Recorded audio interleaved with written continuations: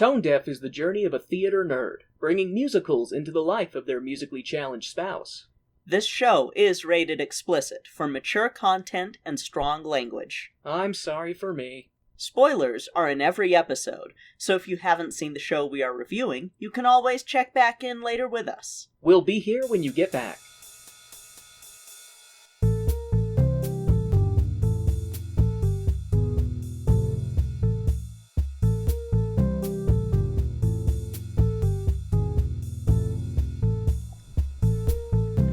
Welcome to Tone Deaf, a theater nerd's guide for their musically challenged spouse. I'm Kay, a musical theater nerd. Rawr, and I'm Warren Raptor, the musically challenged dinosaur. Jesus Christ, I love you. I would have riffed on it, but it took me by surprise, and I haven't had enough coffee. Yeah, see? I'm so sorry. You don't know what I'm gonna do. I don't know what you're gonna do. I'm a wild card. Wild card Warren. Rawr. Maybe at the end half of this episode, I'll be an herbivore. Maybe. Maybe you will be. What the hell noise was that? Tried to make some kind of animal noise. Sounded more like a fart question escaping my flap hole. Well, enough of this awkwardness. Tell our wonderful listeners about today's episode, Kay. Well, if you turn into an herbivore, it will be warranted because, warranted. Because we are doing The Land Before Time 10, The Great Longneck Migration. So, the Great Valley will have to deal with more immigrants yet again. Maybe. More immigrants. Who knows? Coming it's to so the Great Valley. Weird the way that this... To take all their tree stars and drink all Jesus their water. Christ, Warren. And send it back home. Fucking hell. Can't they just stay in their own valleys and eat the dirt twigs that are not growing there? Why do they gotta come to other people's valleys and take all their food and water? Jesus Christ. The valley's full, okay? No more people come into the valley. Next herd that comes to the valley, tell them the valley's full, they can't come in. Fucking hell. Ah, Christ. So, I had this whole thing prepared because I wasn't expecting you to go that route, and I should have.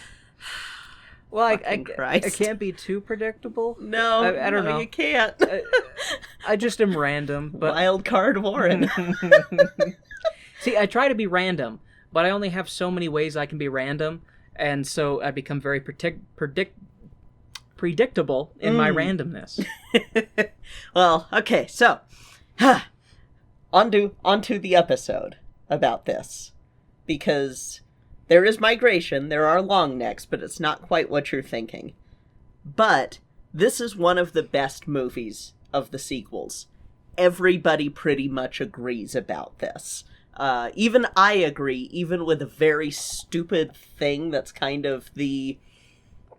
I don't know, I find it stupid, and maybe I'll like it more now, but there's kind of a subplot that I think is really dumb.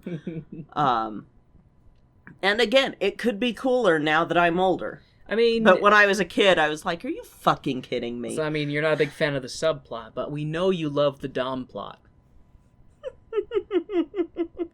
Oh, Christ. So, this movie is going to answer a few questions that are brought up even in the first film that you didn't know you were asking, and it has a lot of heart to it, even if it retreads a plot type that has shown up 3 times now in this series. The only difference is it does it better. Third time's the charm. Yes. We also have Kiefer Sutherland in this as one of the characters. He is the son of the narrator in Pokey Little Puppy. So we have a Pokey Little Puppy connection, Warren. Oh, okay. God damn it. Me and actors. I was sitting here going Kiefer Sutherland. I know that name. What do I know him from? But yes, so President Snow makes an appearance in this. No, President Snow's son, Oh! Kiefer Sutherland, who was in 24. Is that guy Donald? Wait, what's Donald Sutherland was in Pokey Little Puppy. Donald Sutherland is the dad. Yes. What? 3 Degrees of Pokey Little Puppy. What is Kiefer? I don't know. I need to see what Kiefer Sutherland looks like. Dude from 24. That yeah. fucker. Okay. Yeah, that dude. That guy. So he's in this, and we also have another 2-time Tone Deaf alumnus, now 3-time Tone Deaf alumnus, Bernadette Peters. Bernadette's in this? Yes, she is in this as Sue the Supersaurus. I like that. So back on Kiefer Sutherland's character in this, is he like a rogue long neck who waterboards, other long necks for information and breaks all the rules because he's above the rules because he's got an important mission? That would be really fucked up, but no. He's going to be playing the character Brawn. Really clever name. I mean, initially I heard Brawn and I just thought, her, like strong, but now I'm going, oh, Brontosaurus. Yep, it's for Brontosaurus. But I don't want to get too much into details about this movie because I don't want to spoil it more than it's already kind of been spoiled. You mean in that I kind of guessed You that... kind of guessed some parts of it, but we're not going to talk about it. Instead, we are going to talk long necks. So, aka sauropods. Hey, that's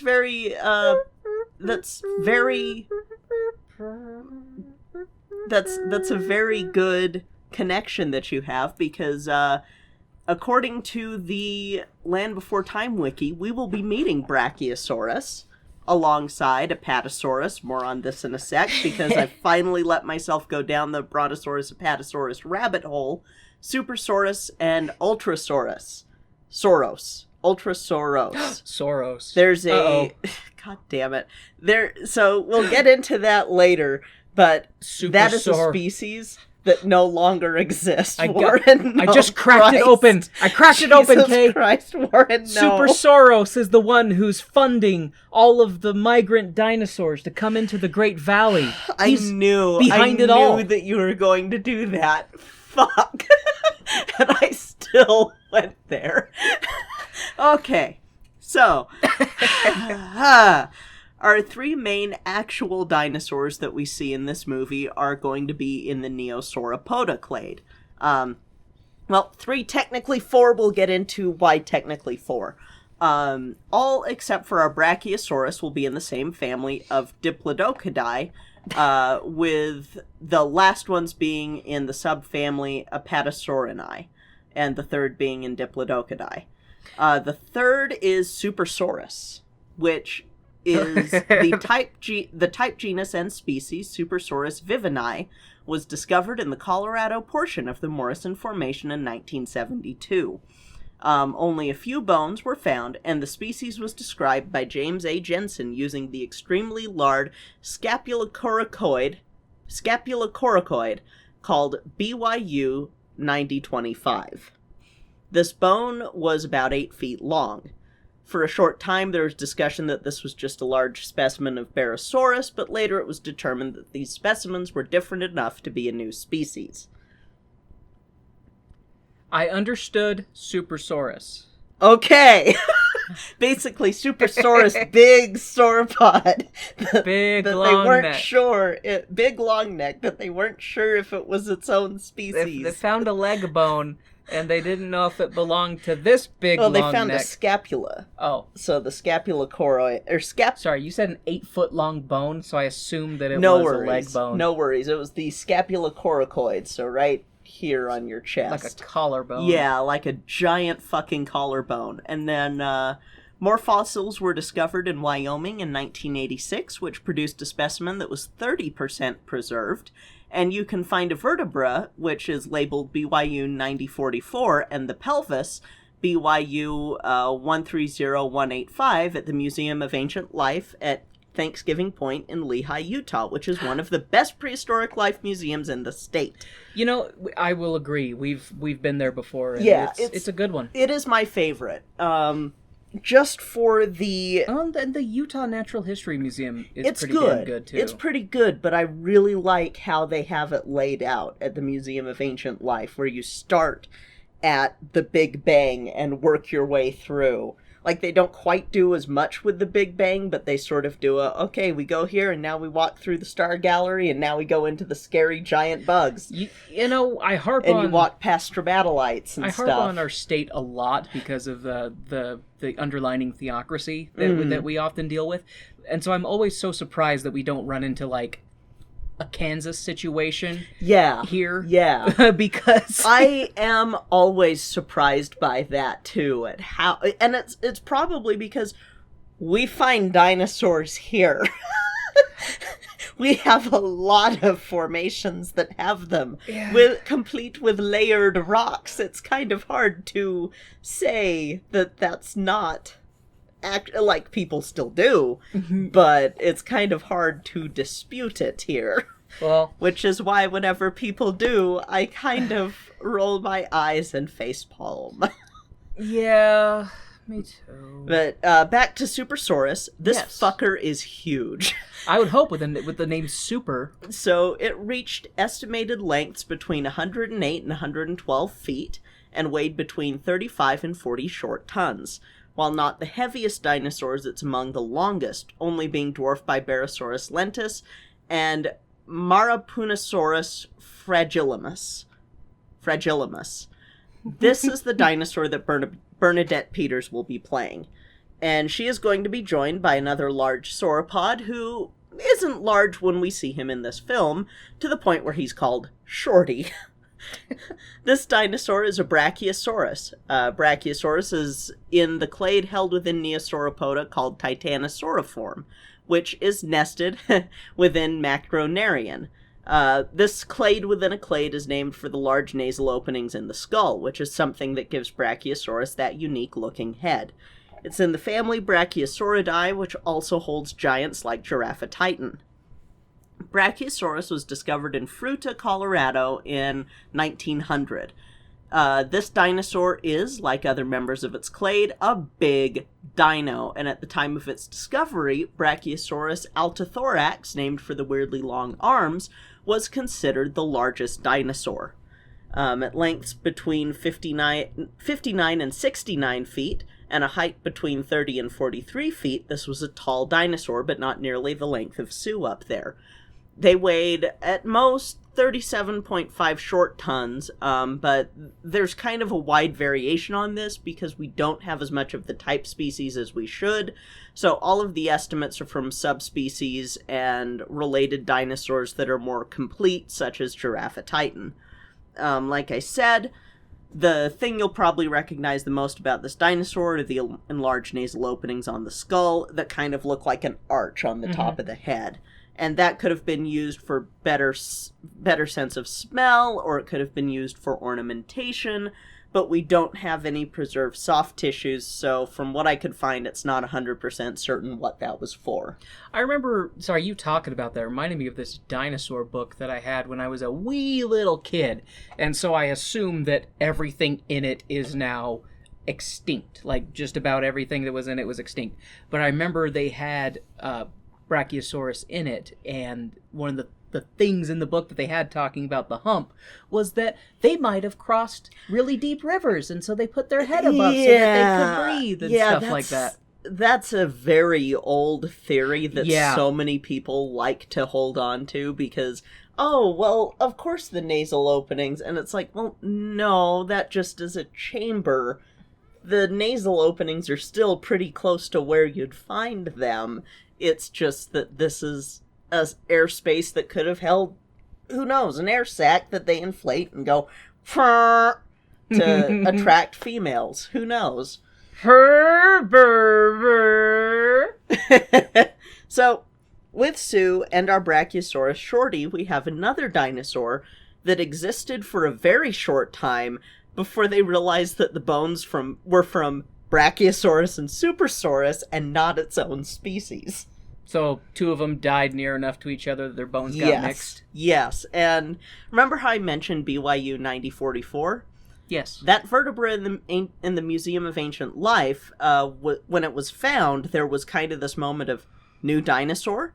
I know it's in an area similar to where Supersaurus was found, but this is huge. New dinosaur?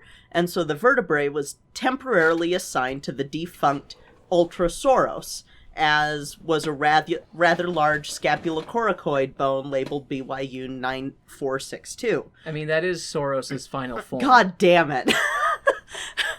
Listeners, Warren and I have been listening to a lot of Knowledge Fight. Yeah. I mean... A lot. Warren does not actually think any of those things. Anybody listening up to this point knows They that I should don't. know that.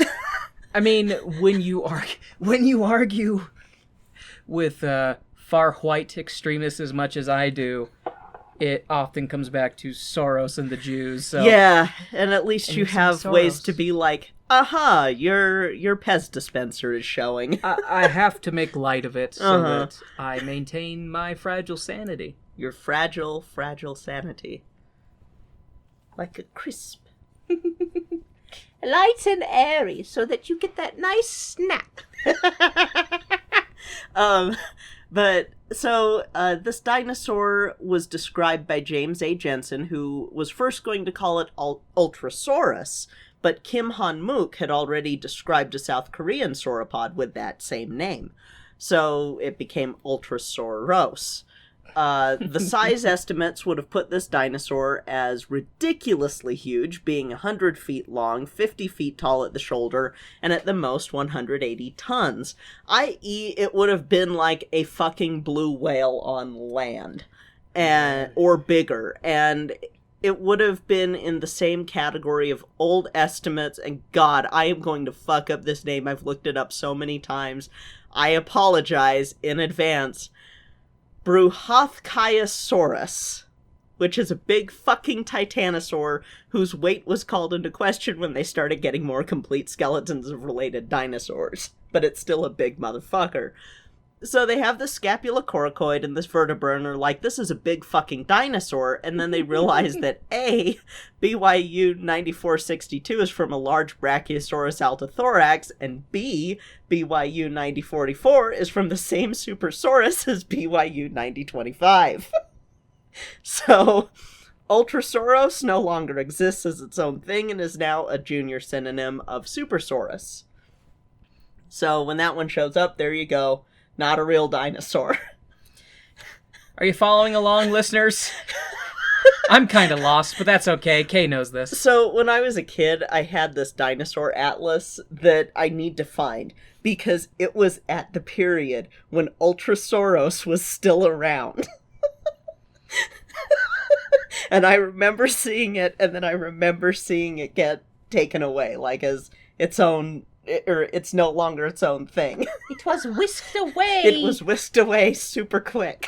To the encyclopedia of yesteryear. So, now on to our last two sauropods, Apatosaurus and Brontosaurus. But wait, I hear you cry, Brontosaurus isn't real. Well, first let's do a quick history lesson on Brontosaurus and Apatosaurus, since this is part of this whole... This was fucking wild to go through, because I do remember some of the stuff that I'm going to talk about a little bit later, but and I remember when it happened being like, son of a bitch, what?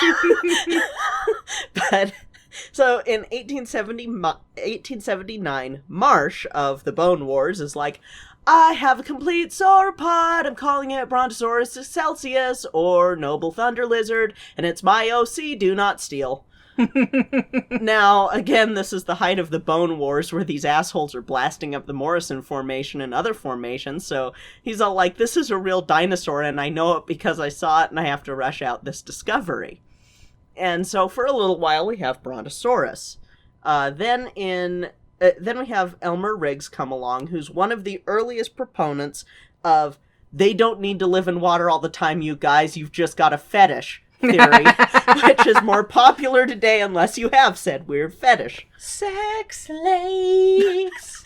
But, okay, so it's not a fetish, but I'm gonna kink shame sex lakes. No, I like that joke. That's good. But in 1903, he goes over stuff about Brontosaurus and is like, actually, this looks like Apatosaurus ajax, which was first described in 1877. Say my name. Apatosaurus ajax. Oh, I'll spell it out for you.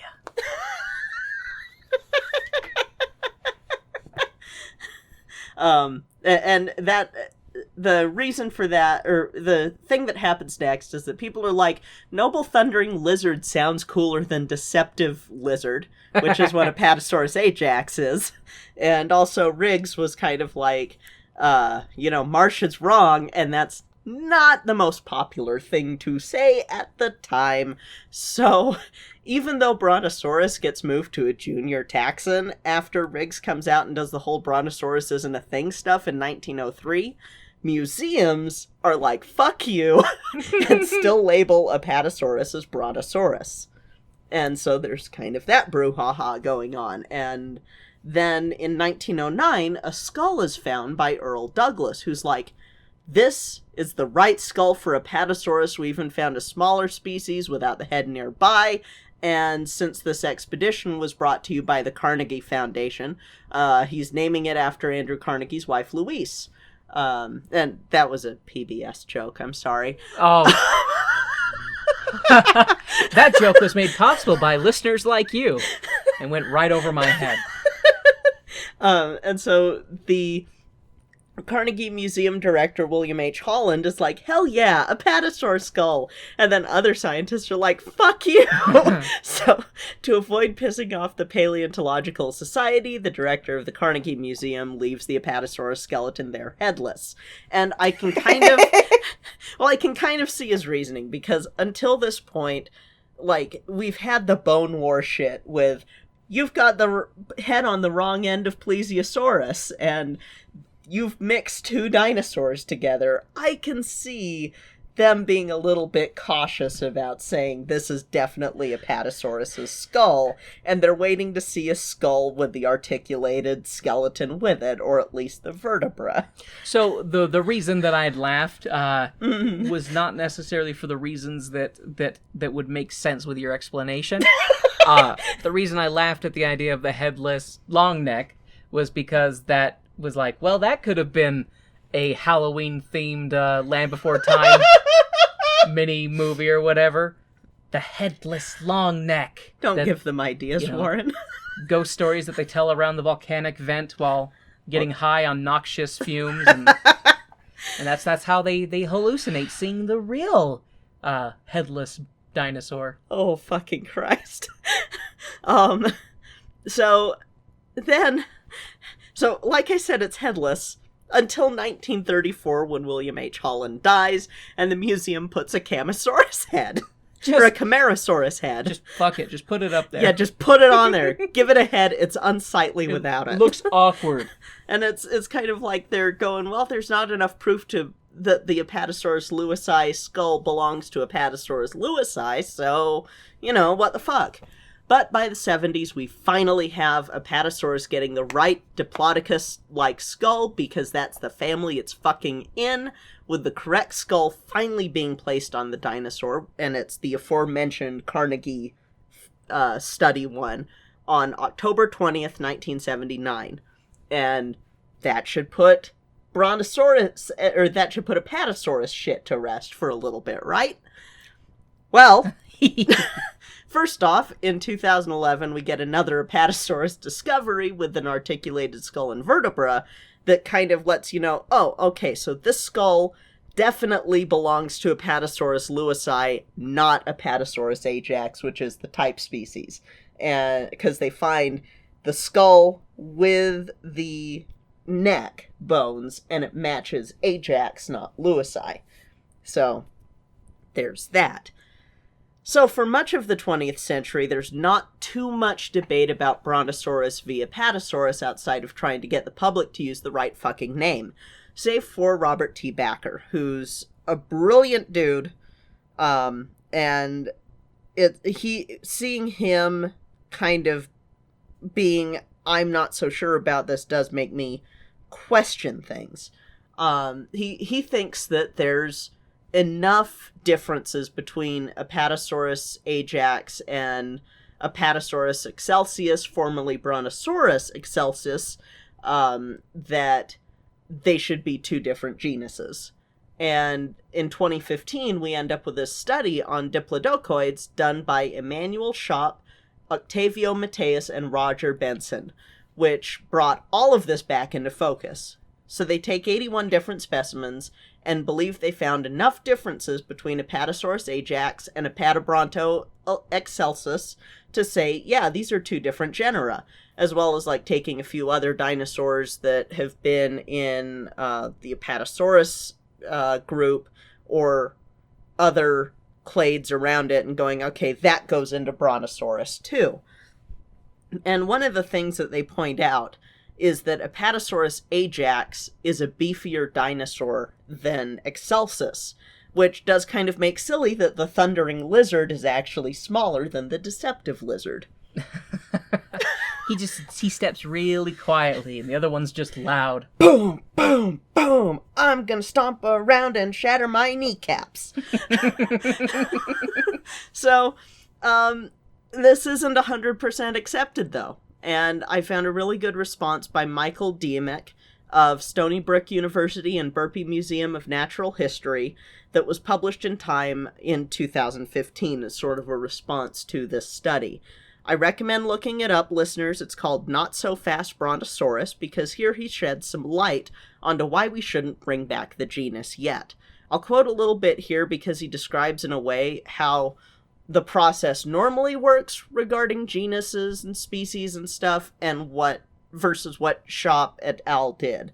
So, he says, the new study takes a non-traditional approach to taxonomy, the science of classifying animals.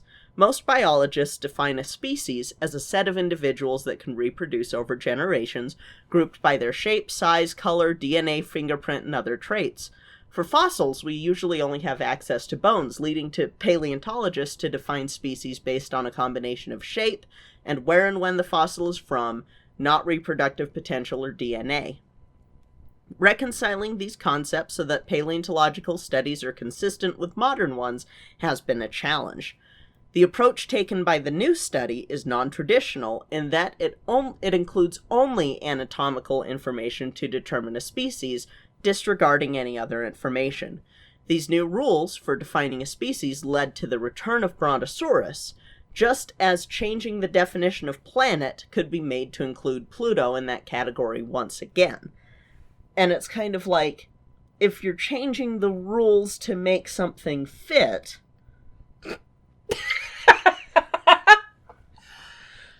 as the words came out... But it reminds me of one of the more recent bits of dinosaur brouhaha that has happened regarding Ornithocelida. But I digress. I fucking hate that word. It's cool. It's a cool concept, but I hate the word. That's why I still will say Saurischean and Ornithischian, because that word fucking sucks. Cool word, cool concept, but I hate trying to make it come out of my mouth. Fucking hell. I'm sorry for me. Anyway, is Brontosaurus back? Is it just a slightly wimpier Apatosaurus? Or if we have a time machine, would it be like trying to tell the difference between warblers? I don't know. But I'm ready to go watch a fucking dinosaur movie. How about you? I have one major question. Yes. Kay, how was primitive man able to hunt these massive beasts? I mean, with just rudimentary stone tools and spears, how were they able to fell the massive earth titans and...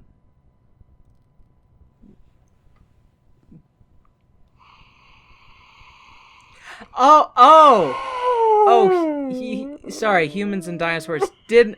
Sorry, I thought the Flintstones was a documentary. Christ. They threw a rock at him. Ah, okay, stones, yes. A big fucking rock. How humans lift big rock to throw. God did it. And I mean, if we want to be pedantic, we do live alongside dinosaurs now, but humans never lived alongside non-avian dinosaurs. Sorry, it didn't happen. We would not be around. Right? I was just thinking about that, though. Just the concept of, like, looking out the window, seeing the neighborhood, and just, if there was a fucking apatosaurus just walking, just... Yeah.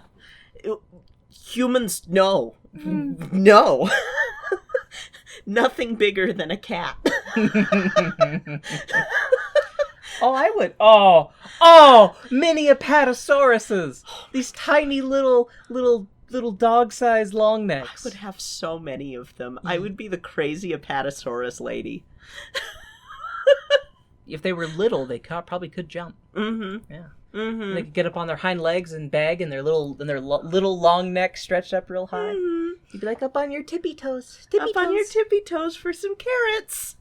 You're not supposed to have too many of these, but you're so cute. Look at you're all pudgy. Oh, you're lumpy. You're a lumpy dino. Yeah, I couldn't. I should not be. I could not go back in time, because a lot of the, like, really small dinosaurs I would want to take back with me. I need to find a Microraptor. Where's a Microraptor? Mm-hmm. Oh, the end of Hey Arnold, with, like, there's an episode of Hey Arnold that ends with the pigeon man getting carried away by all of his pigeons. You've told me about that? That would be me. Yeah.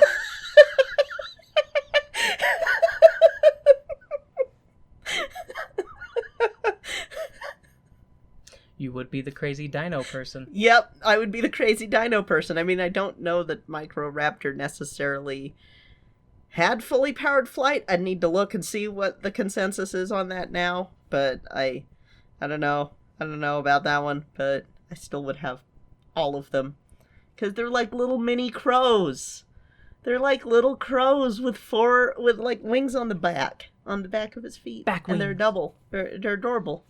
Double wings. Double wing! Anyway, shall we go watch a movie with some dinosaurs and Kiefer Sutherland and our beloved Bernadette Peters? Yes. Woo! Let's go!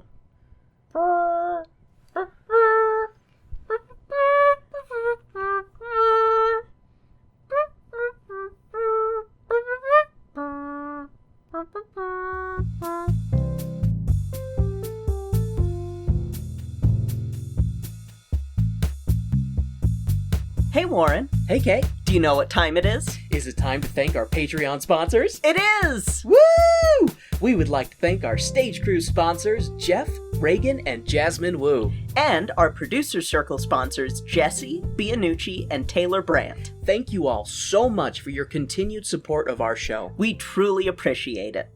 Feeling better for me is top priority, mentally, physically, and emotionally. They all work together.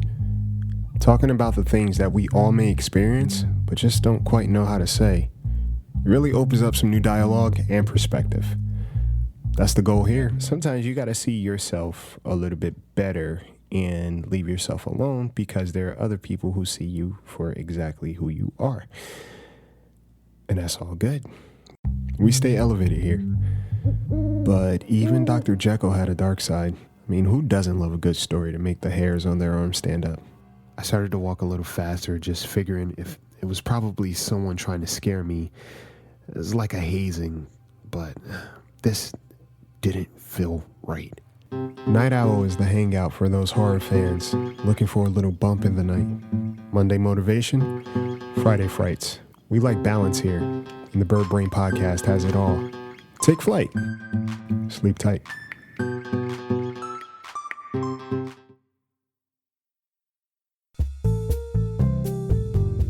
And now, the lights are going down and the music's starting back up, so let's head back to the second act of our show.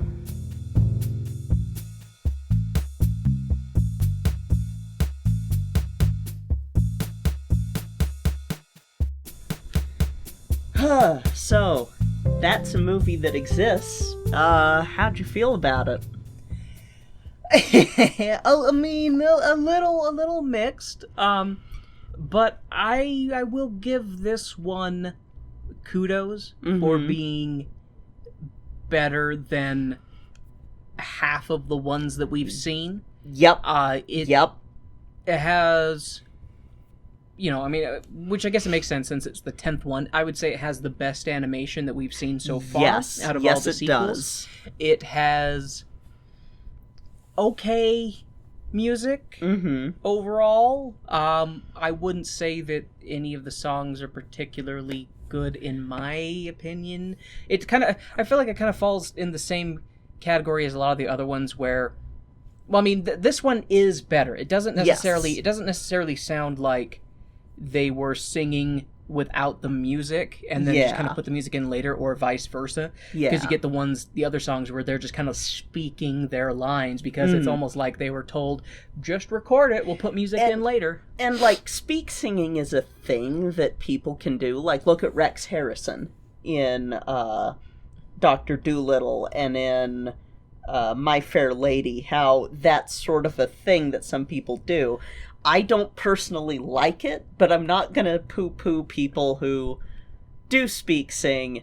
It's just not my cup of tea. So while I will agree with you that that is a thing that can be done, would you say that that is what they did in these? They were trying to, and it sucked. Because unless you know how to do it, you come off sounding like William Shatner or worse. I have some notes here written about the show. I will put this right out to the audience right now.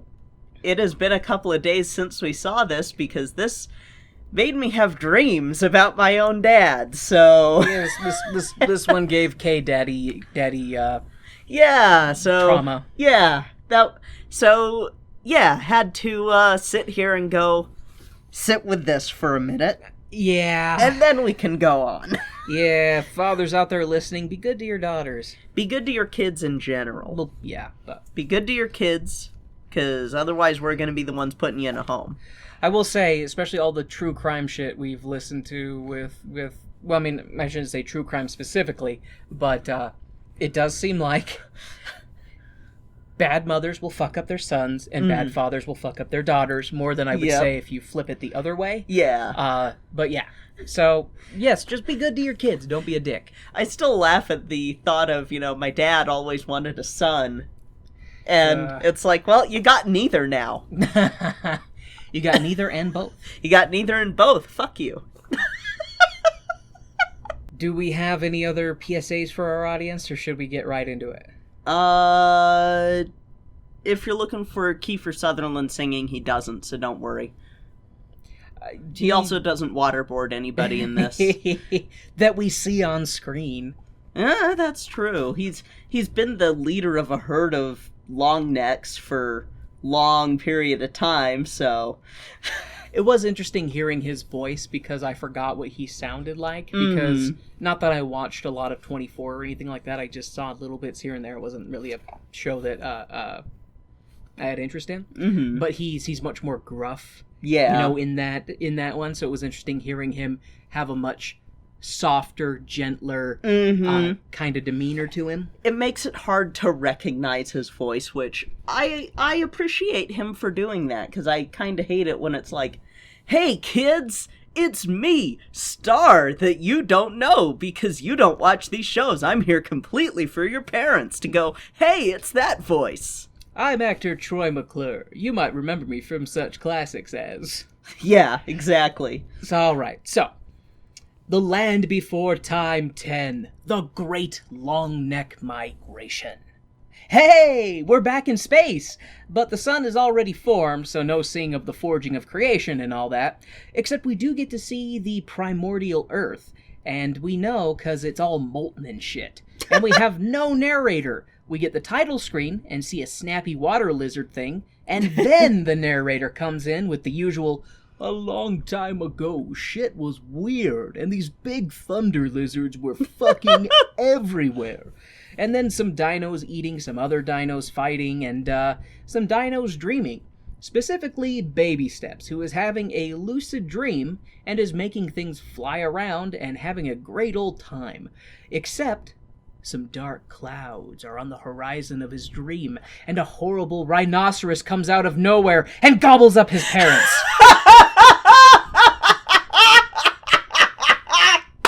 Oh, sorry. My bad. Wrong movie. So... I love you so much. Love you. And I wish that that's what we were watching instead. Oh, that is a musical, isn't it? Yeah. That's a much better musical. Yes. Okay. So the dark clouds gathering in his dream and obscured the sun, and then the sun fucking crashes into the earth, and Baby Steps wakes up all, "Ah! I had a bad sleep story." Yep, that's what dreams are called in this movie. Sleep stories. And so are Baby Steps' G-parents. They're also having some bad sleep stories. We see them with their eyes closed, just...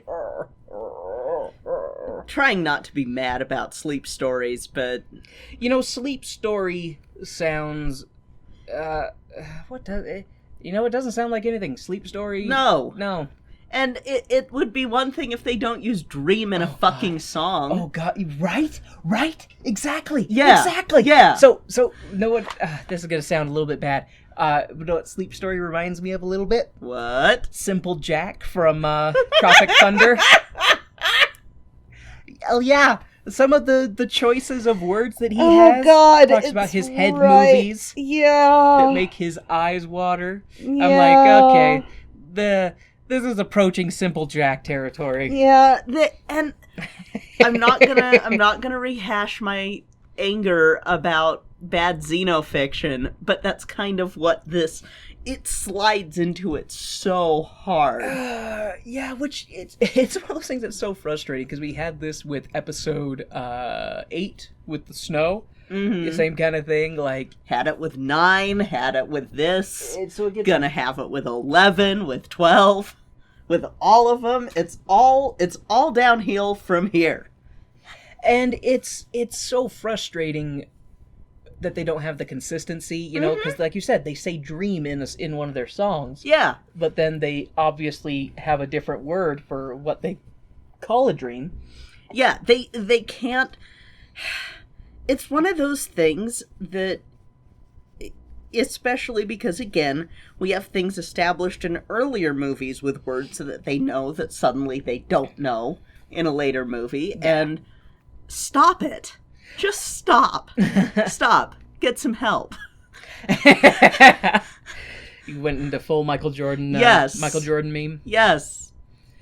Okay, so, after the bad sleep story, the next morning, the kids are running around, playing and having a gay old time.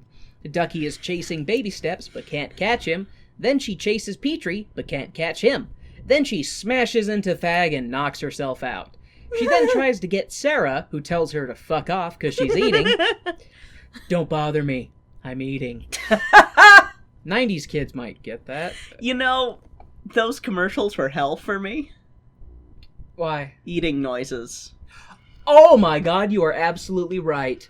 Even I thought they were a bit much. Like, I don't have the misphonia that you do, but even I thought they were a bit much. Yeah, it was hell. It was absolute hell, and I wanted to grab a pencil and just jam them into my ears. But I couldn't. Meet in the middle. Yes, basically. That's what misophonia feels like. Yeah. So, Sarah tells Ducky to fuck off because she's eating. Ducky and Baby Steps resume their playing until Baby Steps decides to have a staring contest with the sun.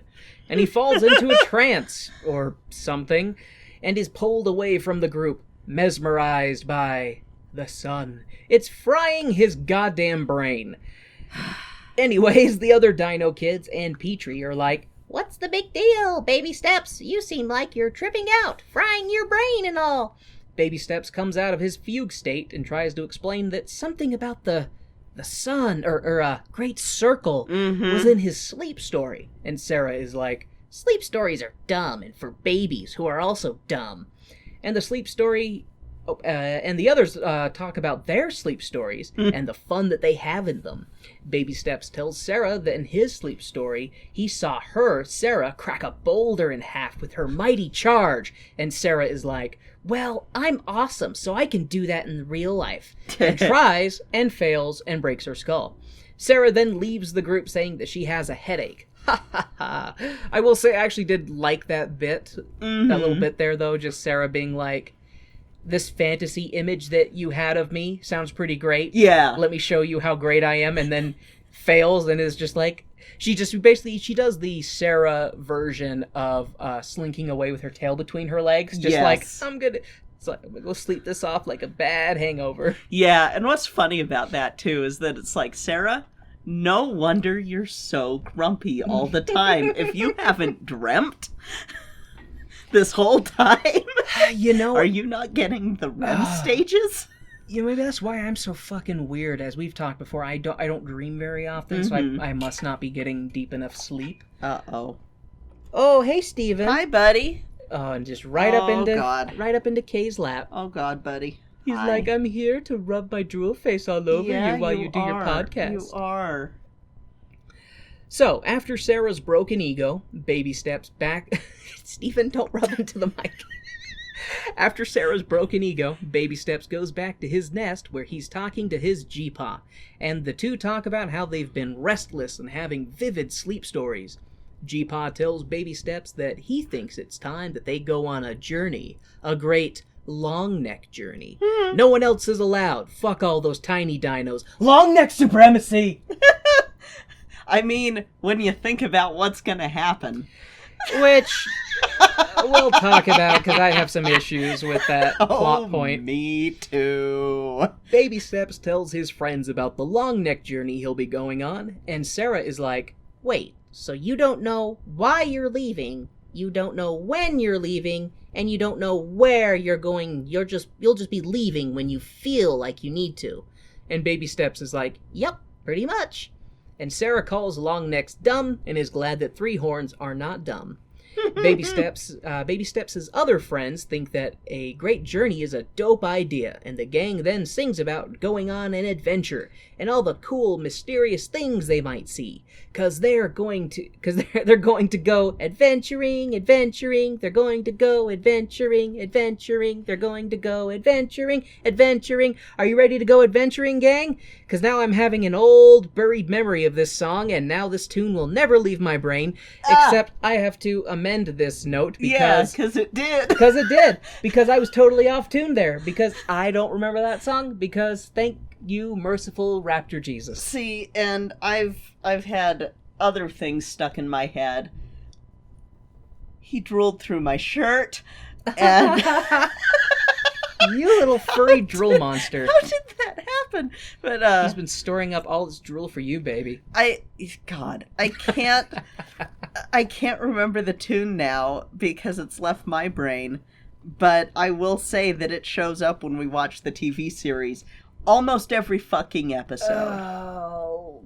I was going to say initially that I wouldn't necessarily mind that because it wasn't a terrible tune. Yeah, but it gets old. Yeah, I would imagine it gets old real fast. And it's funny that when we were watching it, my brain was like, holy moly, I remember some aspect of this. And then between when we watched it and when we're recording... Steven!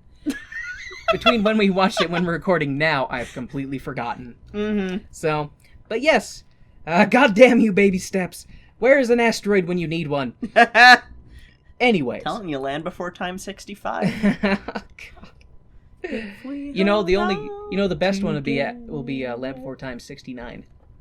They could. Oh God, then that made me think about that picture that Tyler from Anamorphic Time shared. Thanks, Tyler. Yeah, that thing's still living rent-free in my head, and it pulls a gun on me when I try to evict it. God damn it. And it's always Chomper holding the gun.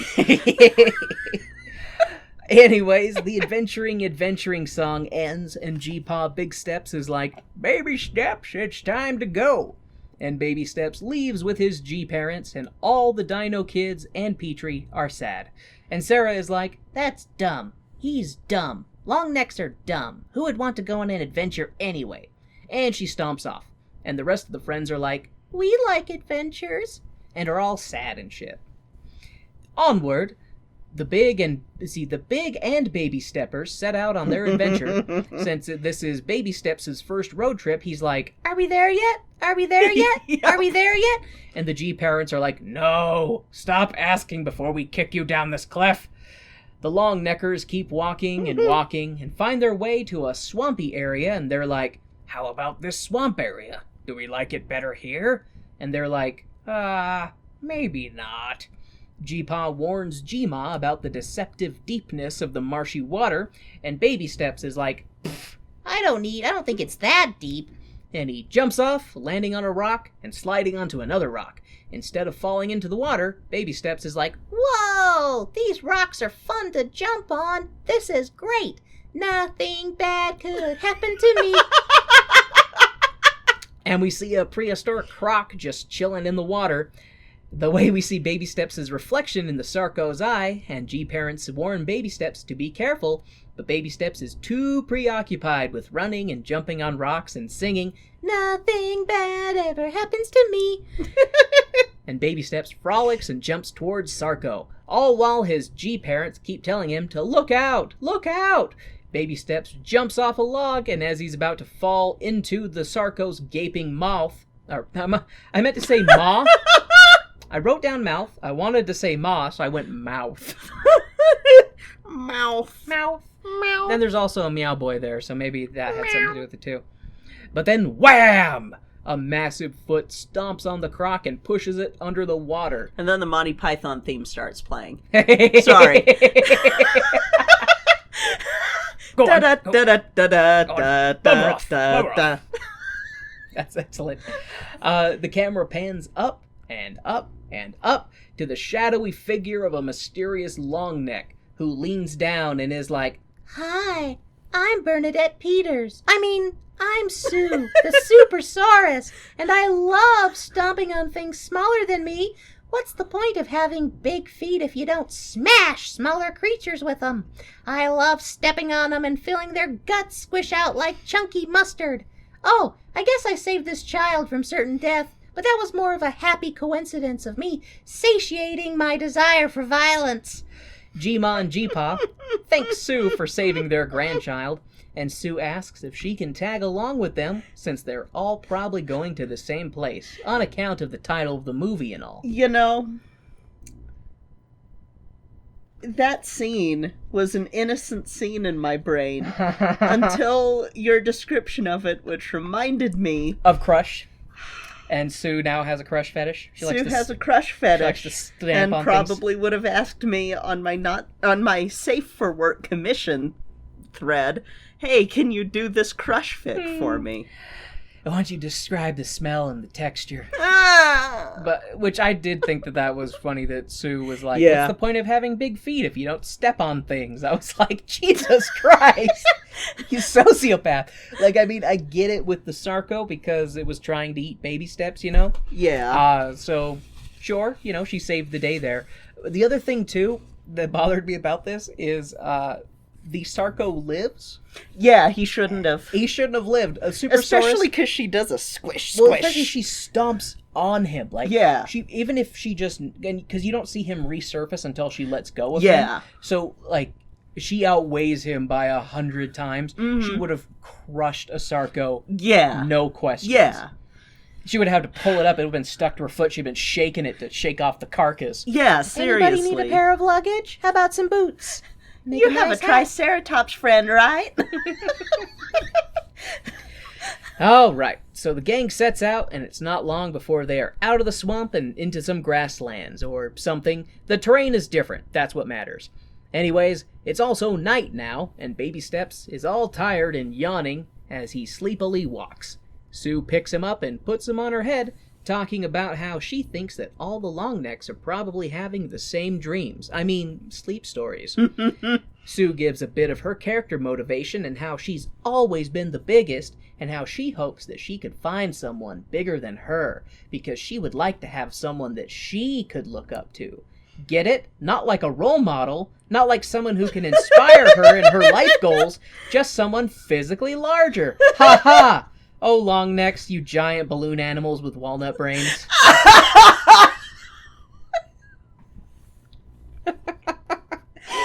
air sacs. Because air sacs. I love you. Yeah, I love you. Meanwhile, I will say I love Bernadette Peters' voice acting absolutely. in this. Because she's always amazing. This is one of the highlights of this. Well, this movie has 3 excellent guest voice actors. Yeah. You know, because Bernadette Peters... Kiefer Sutherland. Thank you. And James Garner. And James Garner, yes. Mm-hmm. Which I forgot to mention at the top. Yeah, it wasn't until we saw him and it was like, oh, this guy, I recognize that voice. Mm-hmm. Those 3 are all guests in this, and they play their parts excellent. Yes. There are more other... Because this one has a lot of new characters introduced. Yes. A lot. Because it doesn't take place in the Great Valley. Mm-hmm. So that's one of the reasons, like, this movie is better than other ones we've seen. Yes. There's a lot of cool locales, they go a lot of places, there's a lot of stuff that happens. And this one is longer than the other ones as well. This is probably, I want to say this is the longest at 1:24. Yeah, I mean... The rest are between... they're less than 2 hours. Yeah, the rest are under that, because the one before this was 1:18 with credits. So 70 minutes of fun. But yeah, it's nice to see them take their time. Yeah, and not rush the more important section. Like the pacing in this one is pretty well done. Yeah. It basically jumps back and forth between baby steps and the herd, and then the Great Valley gang trying to catch up, which yes, I haven't gotten there, but spoilers. But a movie like this, all it does is it serves to remind me that all of the ones that we don't like could have been better. Mm-hmm. That's every single time. That's what it does. Is it goes, hey, look at this. They got more actors in it. They have excellent animation. They took their time with it.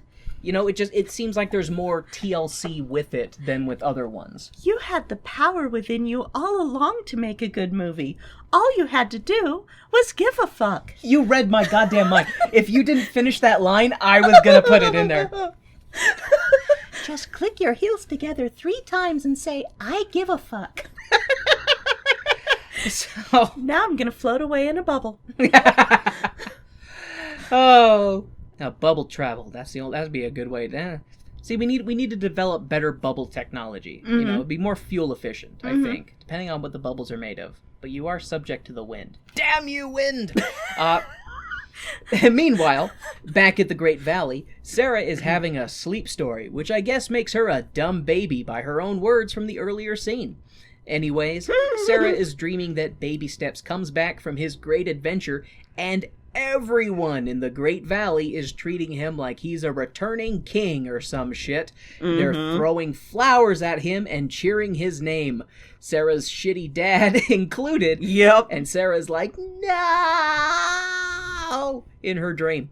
And wakes up to see her dad acting like a sleeping dog and kicking his leg. I love that. Sarah scampers off into the night and goes to wake up Ducky, who is sleeping on Thag. Sarah is like, I had a horrible, horrible sleep story where everyone loved Baby Steps and not me. I won't tolerate adoration of anyone but me. I'm the best. And Ducky wasn't listening to Sarah and instead is trying to wake up Thag, who is dead to the world. Sarah is able to sleep lure Thag away with some green food waved in his face. And the gang heads to the only not dinosaur in the group, Petrie, who is snoring in his nest. The others are tossing tiny pebbles to wake him up, and then someone throws a massive clump of mud or It's something. a melon. Oh, it's a... Really? Yeah, or I guess not a melon, but it's one of the berries that they had growing on the trees that they Interesting, knocked on 'cause- Mr. Thicknose. Okay, interesting, because I missed that then because I only saw when it hit him, and it had a muddy texture. So it was a very dense, pulp-heavy fruit. Yes. It would have killed him. Or at least rung his bell pretty damn Yeah. good. Yes, and knocks Petrie out of his nest and to his death. But not really. Petrie wakes up and the others are like, are you ready for an adventure? And Petrie is like, I'm always ready. Me always ready. Me always ready. and the gang sets out, following the massive footprints left by Baby Step's G-parents. Back at the Longneck Migration, more Longnecks have joined. They're walking and walking through a desert, through a rocky mountain. We see a waterfall and flat grassy plains as they chase the setting sun. The animation is quite nice here, but the scene goes back to the baby stepless gang as they reach the swamp. They decide to hop along the same stones that Baby Steps did, and we see the swamp Sarco lurking in the distance and preparing to ambush the Baby Stepless gang. Sarah on the rock gets to listen to Petrie and Ducky discuss the intricacies of choosing rock A over rock B and the pros and cons between them. The Sarco, who is pretending to be a rock and hoping to ambush the children, is getting frustrated with the conversation and decides to break stealth and lunge at the babies. I fucking love that. That was a good comedic moment. It actually was, because the Sarco doesn't talk at all. All you do is you see its eyes like open and just like you see its brow, furrow as it's just like see its eye roll. Its eye roll because it's waiting for them to step on it so it can just open its mouth and grab them. Mm-hmm. And so it breaks stealth and lunges at the babies, knocking them into the water and making big splashes. Petrie gets covered in goo and flaps around in a panic. The Sarco gently closes its mouth around Petrie as he dies. For now. Meanwhile, Sarah's horn is stuck in a tree, and as she breaks free, she breaks the tree, and the dead tree snaps in half and falls into the water, hitting the Sarco and making it spit out Petrie, who is alive, I guess. The Sarco pinned under the water by the tree, and the baby stepless gang flees to safety. We see the Sarco free itself and look very pissed since it's failed to eat children twice. The Cabal will not be pleased with its failure. Meanwhile,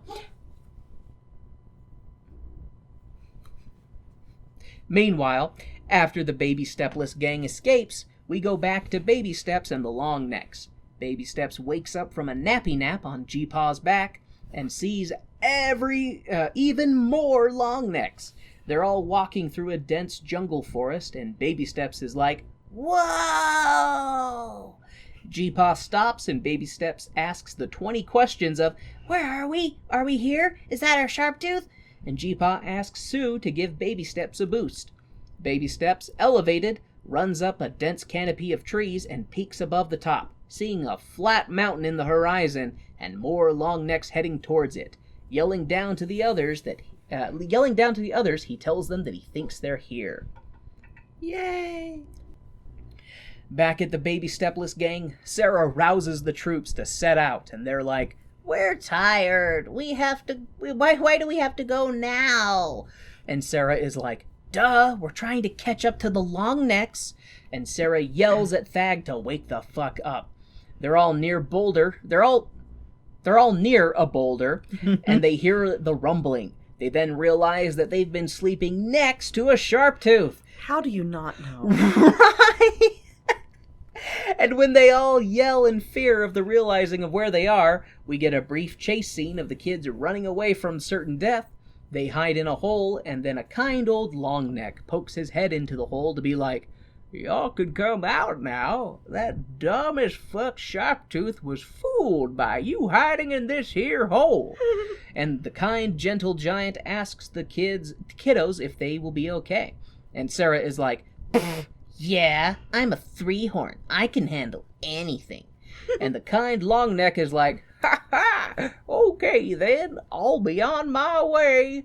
And as he walks away, the others are like, Sarah, you don't speak for us." Which leads me to assume that they'll follow that Longneck to the others. Mm-hmm. Anyways, back at the Great Longneck Migration, that flat mountain I mentioned is, not a mountain. It's a crater. And inside the crater is another great valley! But we'll call it the Great Crater instead.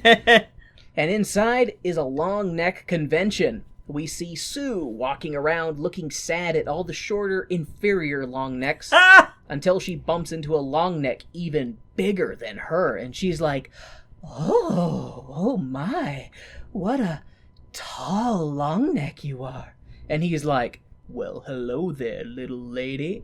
And Sue just swoons over him right there. And then he goes, poof! Because he's not a real species. Wait a minute. They just discovered that I'm an amalgamation of 2 different dinosaurs. And he just disappears right there. She's like, fuck! We see Baby Steps walking around and falling into a lake, because of course he does, and all while his grandparents take a nappy nap after their long journey. Baby Steps continues walking around, and we see a green Baby Steps who has a shitty look on his face. This shitty Baby Steps decides to trip good Baby Steps and try to start some shit, calling him clumsy and to watch where he's going.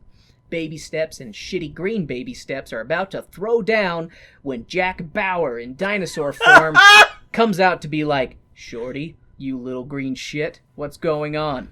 And Shorty tries to lie, saying that Baby Steps stepped on him on purpose. And Jack Bauer in dinosaur form is like, oh really, you little shit? I saw you trip him. Do I have to waterboard the truth out of you? Because I'll do it. I swear to God I'll do it. There's a bomb in this crater, and I've got 24 hours to stop it. And Shorty comes clean to be like, Yeah, I'm a shitty little shithead. and Jack Bauer in dinosaur form makes Shorty apologize to Baby Steps before he stomps off to pout. Jack Bauer in dinosaur form asks Baby Steps if he's okay and introduces him and his dinosaur name, which is Brawn. Baby Steps tells Jack Brawn his name, and he's like, no kidding, they called me Baby Steps when I was a kid. And they're both like, what an amazing coincidence. I'm sure doesn't mean anything deeper for the story. But G-Pa Big Steps comes in all, Baby Steps, where are you? Baby Steps, oh my, Brawn? And Jack Brawn is like, Papa Longneck? And G-Pa Big Steps drops the plot bomb that, Baby Steps, Jack Brawn is your father. Dun dun. And Baby Steps is like, No, that's not true. That's impossible. and he runs off.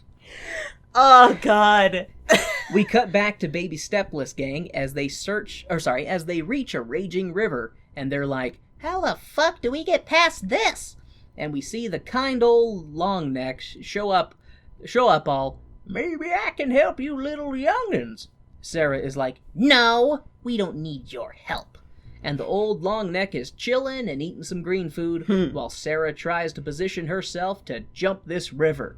She leaps and almost falls into the river, but the Longneck saves her. And Sarah is like, I could have made it. But the Longneck, instead of just picking her up by the tail and throwing her into the next eon, is like, since I'm old, and I guess I have lots of patience, I'll be a bridge and let you cross over on my back. Once they all reach the other side of the river, it's revealed, to no one's surprise, that the old Longneck is like, I feel it in my bones that I need to go this way. And the others are like, I guess we'll follow you. Yeah. The scene cuts back to Baby Steps, who is moping and all sad. And Jack Braun comes up to be like, Son, we need to talk. And Baby Steps is sad, all, Where were you? Why did you disappear? And Jack Braun gives the recap. He and Baby Steps' mom knew they were going to have a hatchling, so Jack Braun set out to look for a good, safe home where they could live all happily together. But when Jack Braun came back, the big earth shakes from the first movie had changed everything, and Jack Braun couldn't find the nest or his mother, and he searched and searched. Eventually, he met the narrator dinosaur from the first movie who Baby Steps talked to, and he told Jack Braun about Baby Steps' mom dying, and Jack kept searching for his son. In his search, he stumbled across that shitty green Longneck and some more babies who were all alone, and so he kinda stayed with them and somewhat adopted them. And as they walked, they met more and more Longnecks, until they were a herd, with Jack as their leader. And Baby Steps is like, whoa! And the two bond, and then a song kicks in, and the two of them play and bond some more. They play football. They do some catch. I was gonna say, if they had hands, they would have tossed the ball around. Is what that scene was. Yeah. And the song in that is, I don't know if that.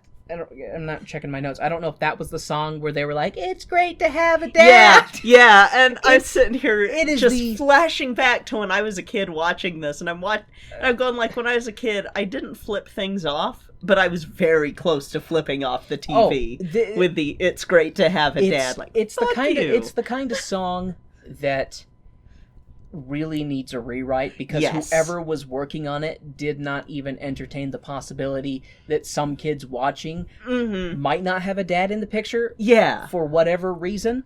And so just having a song that one of the reoccurring lines is, "It's great to have a dad," it's just like, well, just might as well just go household to household and stab children in the heart. Yeah, and like, it's one thing if it's a parody.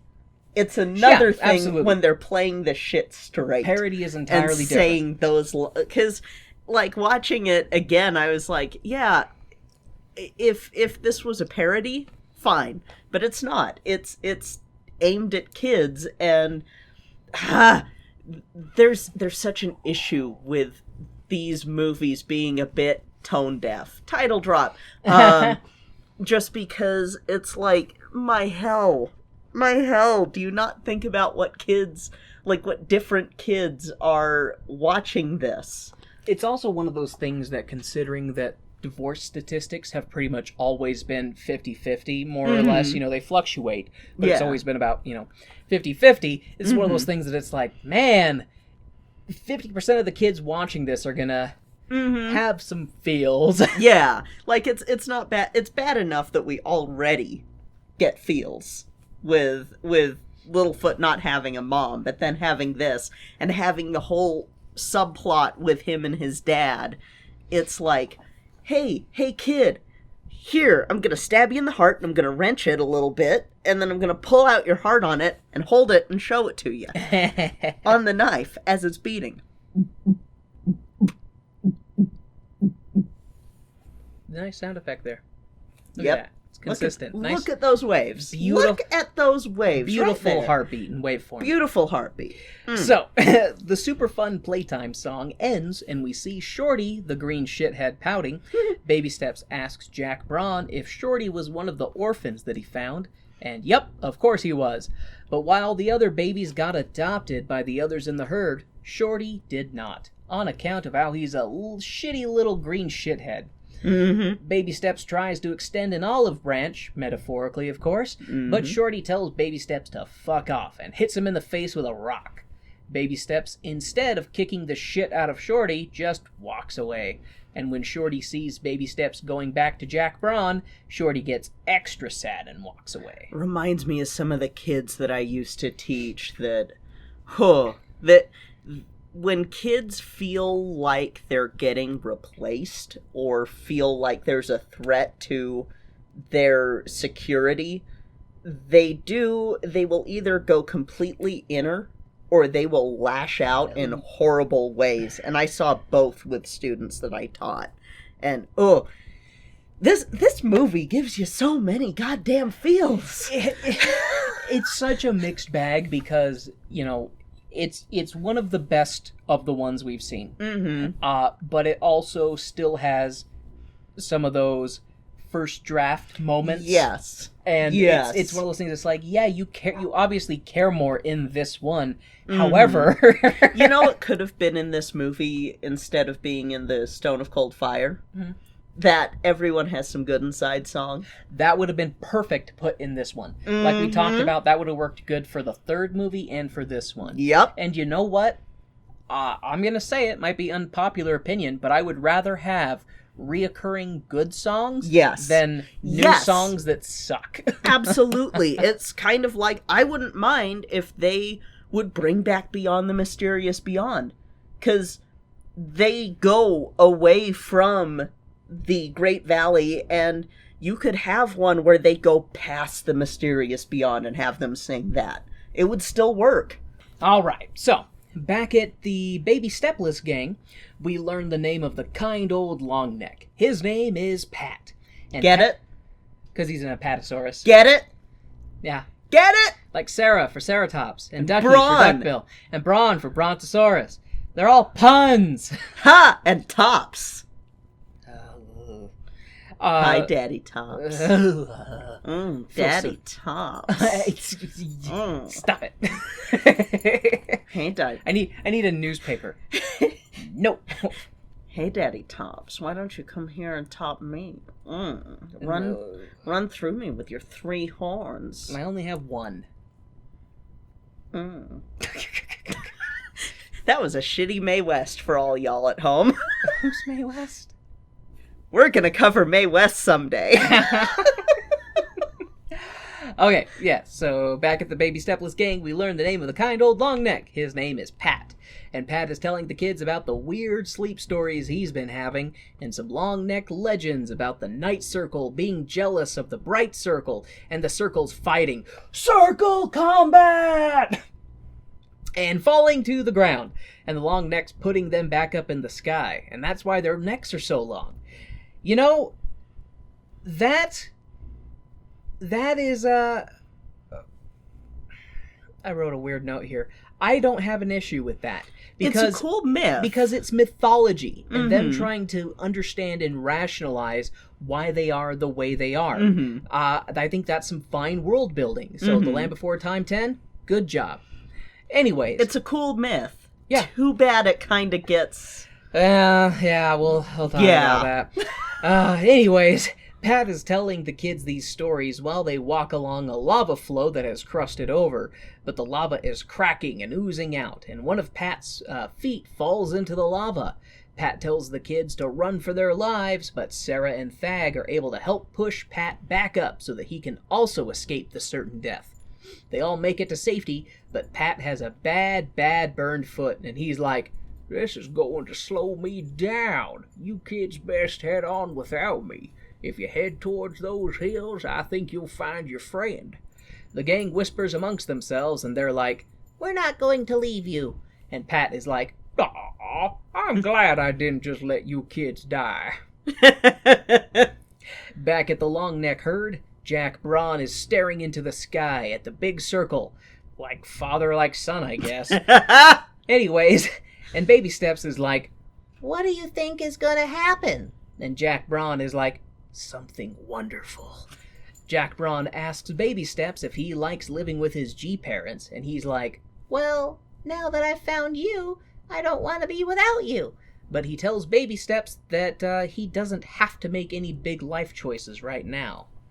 That night, Baby Steps goes back to his G-parents to sleep and wakes up his G-pa, who is like, "We missed you too, but it's okay if you want to be with your father. We love you no matter what, and no matter where you are. We just want you to be happy." And, yeah, that's a sweet scene. Yeah. Baby Steps wakes up a bit later, it's still dark, and he walks away from his G-parents' snuggle pile. Baby Steps walks and goes back to his sleeping dad, but before he can lay down and snuggle his dad, he sees shit green Shorty leaving the Great Crater, and Baby Steps follows him. Shitty Shorty is all mopey and shit, and hanging his head low as he walks out into the wasteland beyond the crater. Baby Steps gives chase, and Shorty is like, "Oh, it's you." And Baby Steps is like, Hey, I know that you're all upset because I found my dad and you're an orphan and nobody likes you because you suck, but have you ever considered not being shitty? Maybe if you were not shitty, we could be like brothers or something. and Shorty gives Baby Steps a smile, and they both turn back towards the Great Crater. So I will say that part where Littlefoot meets up with him, and he's like, because they kind of have a spat, because every time Shorty and Baby Steps meet, Shorty's always, "I know Braun better than you do," kind of thing, because I've been with him longer. Yeah. And Baby Steps makes that point. He's like, he's been like a father to you, so maybe we could be like brothers. And I liked that because Shorty doesn't say anything to that. Yes. You just see the animation, he just smiles. Yeah. And then they turn around and head back. And that's all that's needed. That's all that's needed. I mean, personally, I would have liked some type of audio cue, like, with him going, "I would like that," or something like that. But I guess, just having the visual cue is okay. Yeah. Especially since it seems like Shorty's character, he has trouble expressing vulnerable emotions. Yes, because it's kind of implied that he was taking care of all those smaller long necks before. Well, we see that in the flashback. Yeah. Like when Braun first shows up, Shorty's, acting like, I'm going to protect them. And then Braun's like, I'll take care of all you. Yeah. But then all the little ones get adopted, which that gives... He's having the old dog syndrome that happens with, like... It's like what Shay was saying when we were watching it, that he's just going to age out of the system sort of joke. And it's like, that's what he's kind of up against, is that he's past the, look at the cute baby long neck. Yeah, he's past the cute baby phase where... Yeah, and so he has that wall built up where the only person that he trusts is the guy who runs the baby long neck foster care, basically. Traumatized children, adopting children is a lot like adopting dogs. Yes. Everybody wants the puppies. Mm-hmm. Nobody wants to adopt the older dogs who also need a home. Yes, exactly. So adoption is great, and if you can, find it in your heart, older kids, just like older puppies. Or older dogs. All dogs are puppies to me, though. Same as anyone under the age of 20 to me as a kid. Really, it's getting to be 25 as a kid. Can you rent a car? Yes, exactly. Can you rent a car? No, you're a baby. I'm sorry. Oh, look at the little baby. Little baby. Oh, make good choices. All right. I'm so sorry. People know we're joking. But anyways, so Baby Steps and Shorty patch things up, and they turn around and head back towards the Great Crater. On their way back, they stop, and they're both like, whoa, my long neck sense is tingling. Something's about to happen. And then, wham! Petrie lands on Shorty's face, and they're like, ah! Baby Steps is like, Petrie, where did you come from? And Petrie gives the exposition that the others are near, and we hear the stomp, stomp, stomp of approaching dinos, but a Sharptooth comes around the corner and chases the kids. So, quick sidebar here. This is a situation where we actually get acknowledgement that sharp teeth are big and heavy and might shake the ground as they're approaching.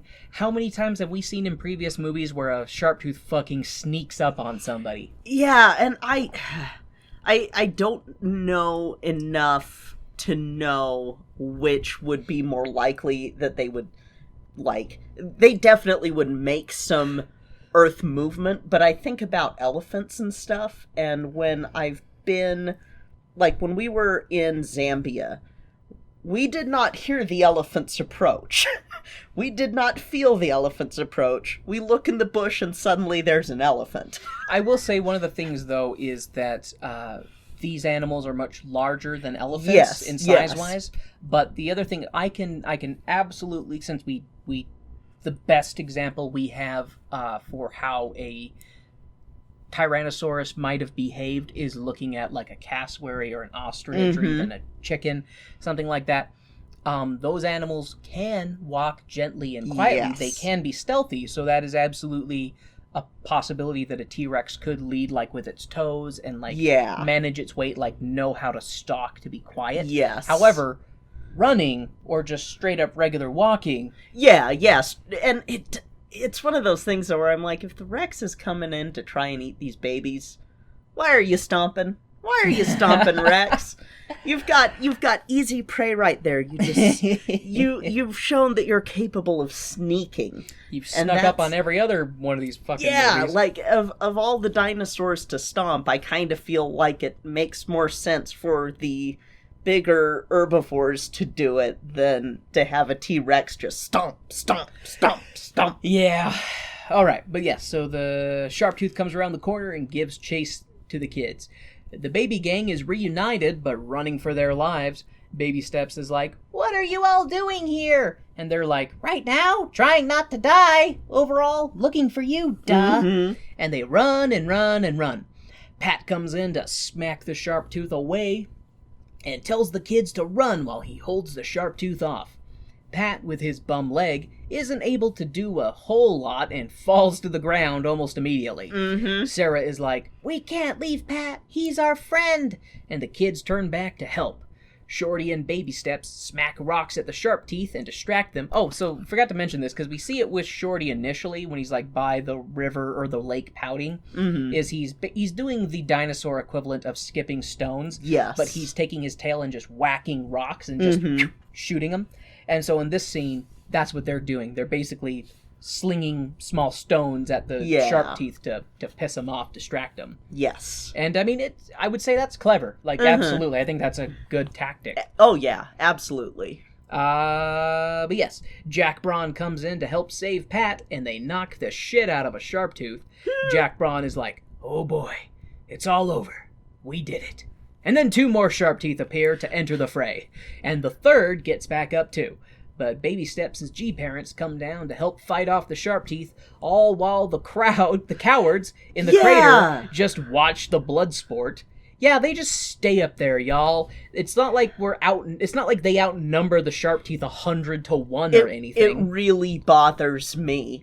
Yeah. It really bothers me. Because they're just gathered around the top of the crater like, "Oh boy, a show." Like, well, and like they're a little bit of like, "Oh, I'm not going down there," and it's like, "Oh, I'm not going down." It's like, you're fucking sauropods in a huge herd. The Rexes would turn tail if you all came down. Even if only the small ones went down, that'd be enough of them to drive them away. So that's the thing that we're just like, really? Yeah. You guys are in a massive herd. You have a fucking Amargasaurus with you. Like, you have numbers on your side and size. He can show that freaky spine to the Rexes, and that'll freak him out enough.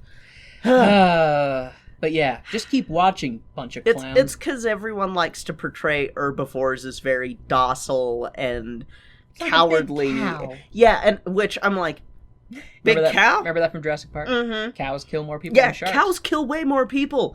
Big cow? No. I'm not gonna go up next to a big cow and fuck with it. No. Same thing with same thing with like sauropods and shit.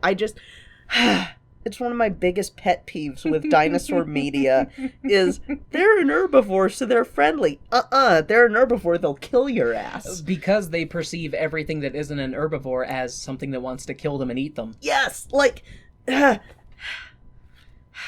I'm sorry. You're good. It really bothered me, and it bothers me every time that they portray the herbivores as these gentle giants. Well, like we've talked about, as cowardly, or as... Well, it's like how the same thing when they talk about how the sharp teeth are dumb. Yeah. They're not very smart. It's like, okay, come on.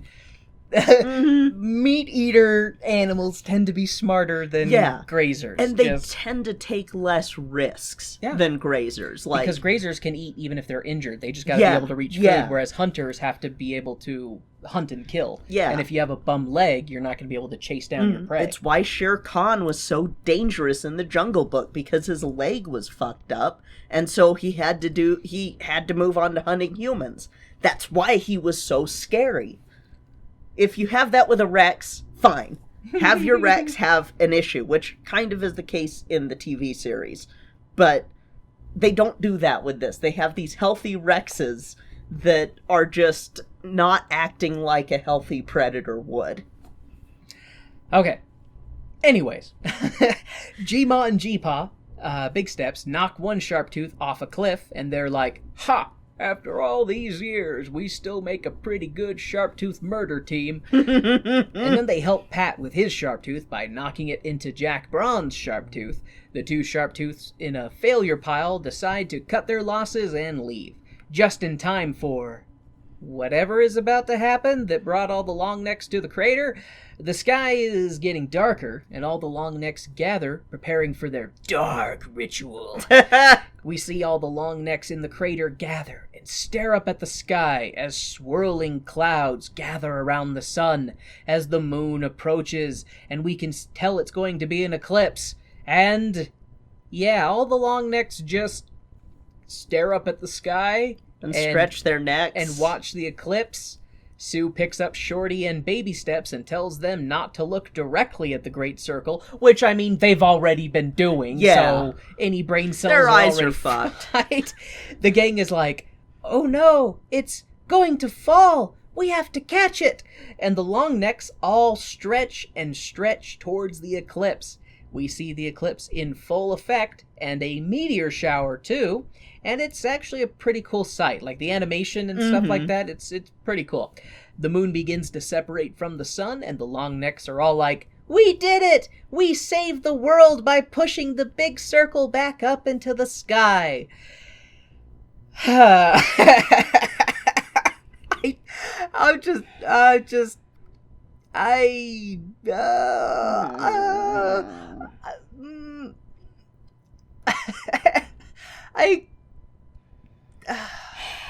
So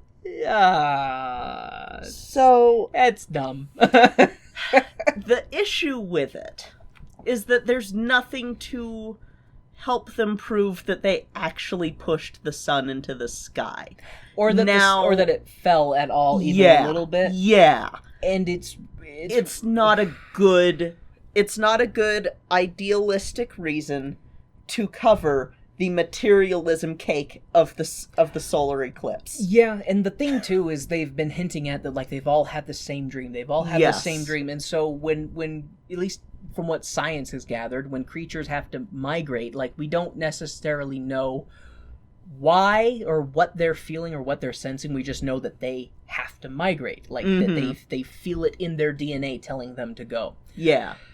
And usually, well, I should say more often than not, migration is for mating purposes. Yes. So if they were moving to the crater to hook up, that would have made more sense than moving to the crater because they need to keep the sun in the sky. Yeah. Because that kind of thing, it's like, how does that get passed down through ancestral memory? Exactly. To be an important gathering event. And solar eclipses happen all the time, and all sorts of types of them. All sorts of types of them, but it's one of those things that, like, for it to happen in complete effect in that location, like, that would be a longer span of time. Yeah. But yeah, they happen all the time. All the freaking time. It's just whether or not they're in your vicinity. Yeah, and, like, if it was... I'm sitting here going, why did they decide this for the plot point? Because it's such a weird... I think it's even weirder than the alien dinosaurs a little bit. Because it doesn't quite... If you sit with it too long, it falls apart really badly. Just about anything in these shows. Just if about you sit anything. with them long enough, they fall apart really bad. Like, there's nothing to prove to them that that the sun was actually falling, that they were actually pushing the sun back up. Now, if they had instead, like, talked it up, if you had more young Longnecks, and that the parents and stuff were talking it up to them and like, ooh, oh boy, but it seemed more like a tongue-in-cheek thing, like the parents were in on it, that would feel more like the way that a lot of human rituals go. Like, well, with eclipses and stuff like that, it's more of, usually they do that to, an eclipse signifies something of importance. And if they would have had more mythology surrounding something to do with the eclipse, like, we gather at this time to do so, I don't know, to commemorate it even. But at the same time, why would the eclipse have significance to them as an animal for their survival? Exactly. When migration is about survival. It's about finding enough food, it's either about mating or finding enough food. And so it's just, while this is one of the better movies, it does have one of the dumbest climaxes. Yes, it does. That is animated beautifully. Yes, and that's so infuriating. Yes, it is. And it's frustrating, too, because I get kind of frustrated when people do things that are supposed to have an analog to real-life stuff, but they either half-ass it or don't you do the research required to make it actually, like, work. Because it would have been better if the whole way through they're telling Littlefoot the story. Yeah, that could have worked too. And telling Littlefoot the story and reenacting the story, like you could have had some cool stuff that, like, oh, the bright circle and the night circle were fighting, and the night circle pushed, and then you have even just a almost like a stylized animation. Do an art shift for that. That would have been better, cool. Instead of having it come out of nowhere. That's like, not nowhere because Pat mentions it, but it's not being told to Littlefoot, who is participating in this ritual. And none of the other dinosaurs none of the others in the herd seem to understand it too. Yeah. Because Pat had this mythology that he knew that is obviously an oral tradition. Yeah.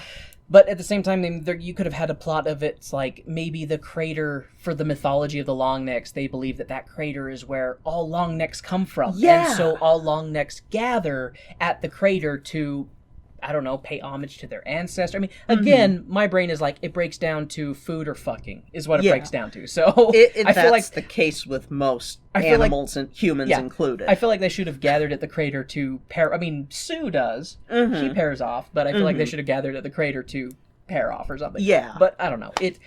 I feel like we're focusing on it way. Well, because it's the climax. It is the most important. It is the culmination of all of the events in the movie. It's a bit of a blue ball climax. Yes, it is. Or, I mean, blue ball was because it makes me think about when we talked about like the Agungun and Galede stuff last year. Mm-hmm. There is a materialist purpose for every ritual. Every ritual has a materialist purpose. Even rituals here in America, like fucking Santa Claus or the Tooth Fairy. Yeah.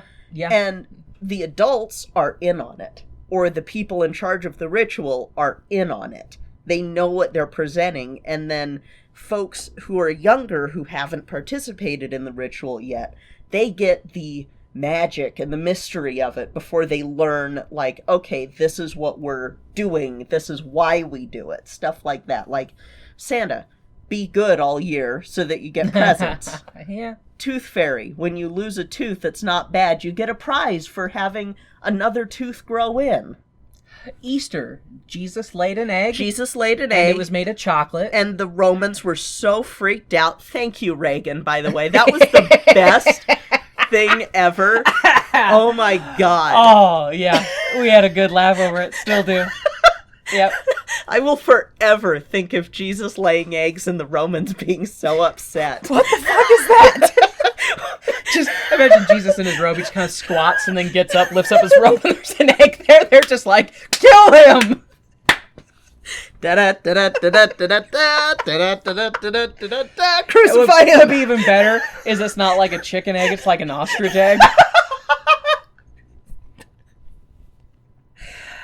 Oh, we have fun. We have fun here. It's great because this is released after Easter. Like 2 weeks after.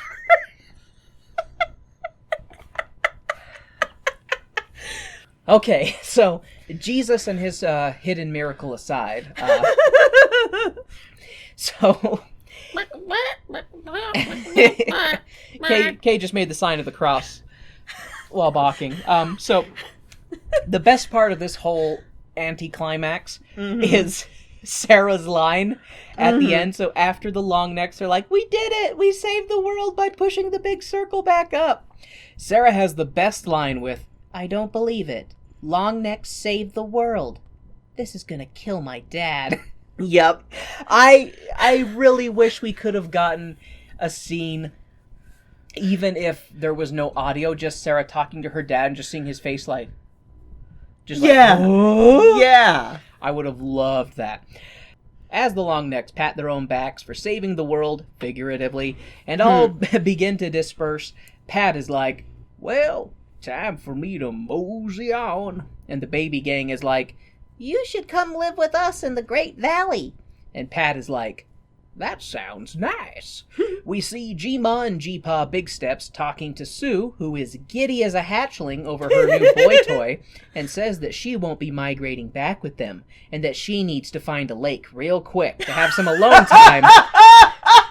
Have some alone time with her new man.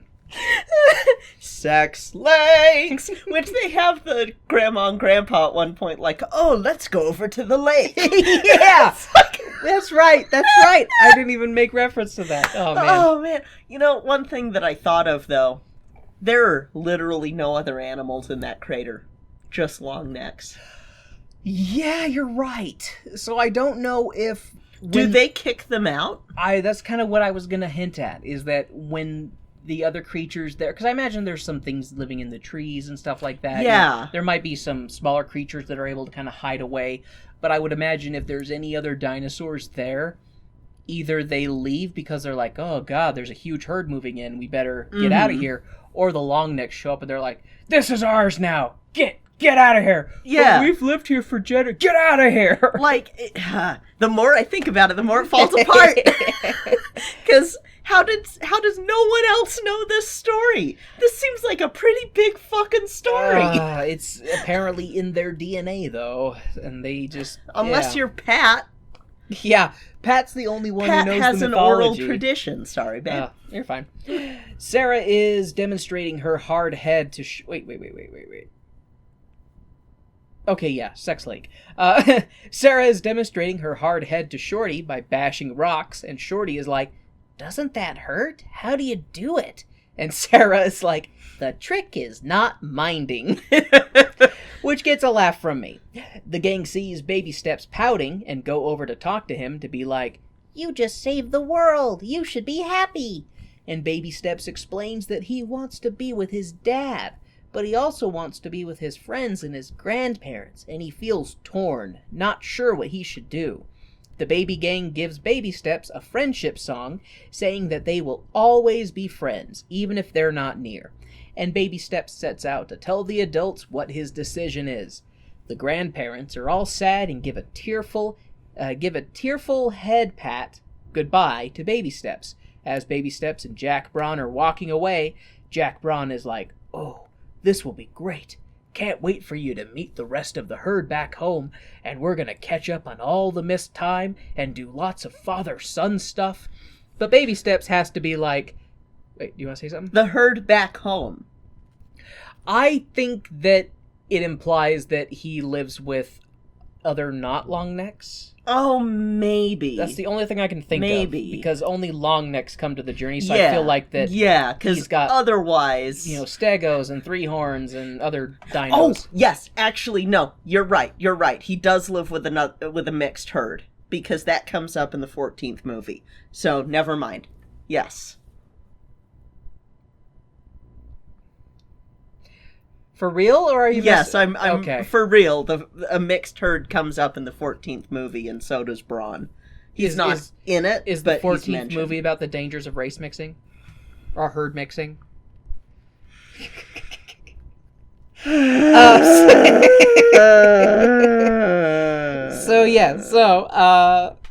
Jack Braun is telling Baby Steps all the good stuff they're gonna do when they catch up with the herd back home, and Baby Steps is like, I know I was walking away with you, like I decided that I'm going to live with you, but I'm a tease, and I can't leave my Great Valley life just yet. Jack Braun is like, but, I'm Jack Braun, your father.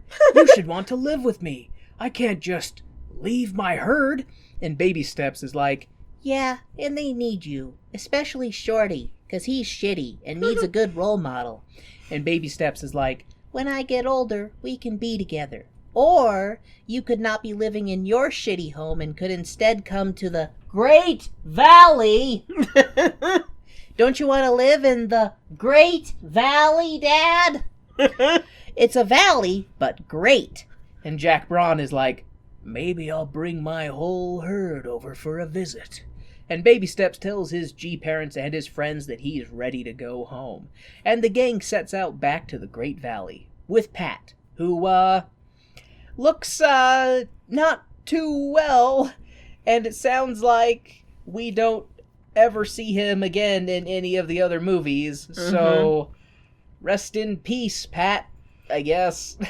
After he passes peacefully in his sleep in the Great Valley, they throw him over the wall. See, I was gonna joke that he just dies on the way back home because he's got that bum leg. Yeah. I mean, he easily suffered 4th-degree burns. Yes, he did. Yes, 3rd degree at the very least. That is like a horrifying injury, too, that, Yeah. like, it looks They animated it pretty did. good. Like, without it being... grotesque. Yeah, without it being grotesque, it was pretty good. Mhm. But, like, with that kind of burn, like, you can imagine it's going to get infected, and he's... Yeah, Pat's a goner. There's not enough night flour for that one. They're on the way home, they're just going to use Pat as bait for when the sharp teeth are coming after him. Mm-hmm. Sorry, Pat, you're slowing us down, but at least you'll live on in their death kit. And like... Anyways, we see Jack Braun scooping up Shorty to have him ride on his head, and the Great Valley gang walking off towards their home. The end. Roll credits.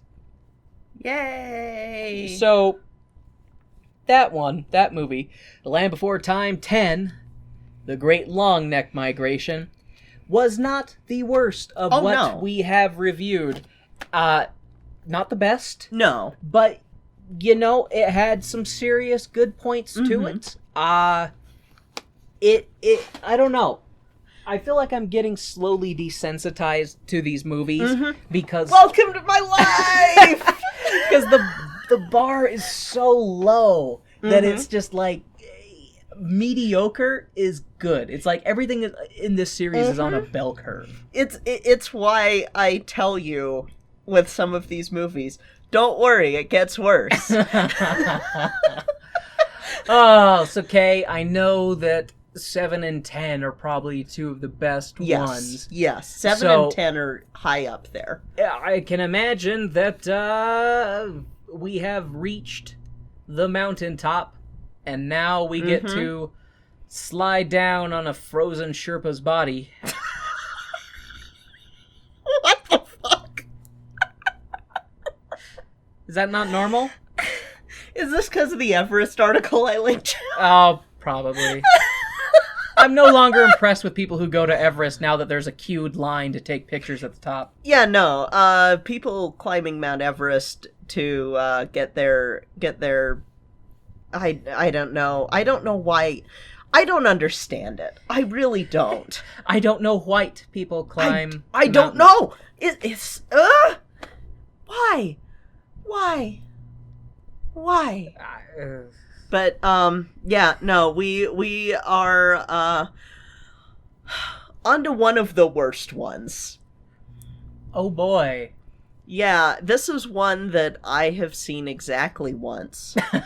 So, now, did you see it back in the day, or I did saw you see it back in the day. So, is this one you skipped when you were doing your... I skipped this one whenever... Oh, I love that you were recovering from knee surgery at home, trying to watch things to pass the time, and you got to this one and you were like, skip over. Yeah, fuck this movie. This movie can go fuck itself. Even though it introduces a character that I like, yes, Cree Summer is in it, and that's a good part of this. I hate this movie. Can I guess which one it is? Because I know some of the titles. Is this the Tiny Saurus one? Mm-hmm. I know nothing about... Land Before Time 11, Invasion of the Tiny Sauruses. More immigrants. Actually, they've been... we'll get to it. We'll get to it. They've been there all along. It's so... I love when you get so frustrated you can't use your words.